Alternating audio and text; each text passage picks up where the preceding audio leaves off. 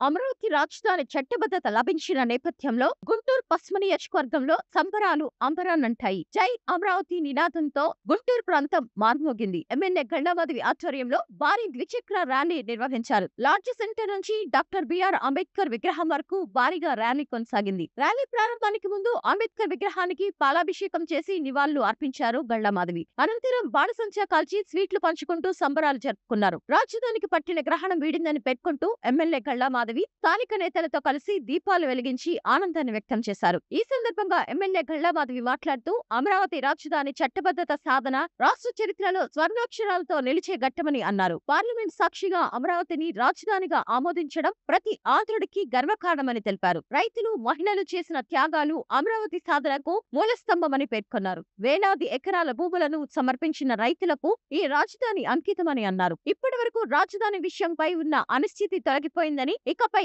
అమరావతి రాజధాని అని గర్వంగా చెప్పుకునే పరిస్థితి వచ్చిందని ఎమ్మెల్యే తెలిపారు. రాష్ట్ర ప్రజలందరూ సాయంత్రం తమ ఇళ్లలో దీపాలు వెలిగిస్తూ ఈ రోజును నిజమైన దీపావళిలా జరుపుకోవాలని పిలుపునిచ్చారు. మొత్తంగా అమరావతి చట్టబద్ధత నేపథ్యంలో గుంటూరు పశ్చిమ నియోజకవర్గం ఆనందోత్సవాలతో కళకళలాడుతూ ప్రజలు, నాయకులు కలిసి ఘనంగా సంబరాలు జరుపుకోవడం విశేషంగా నిలిచింది.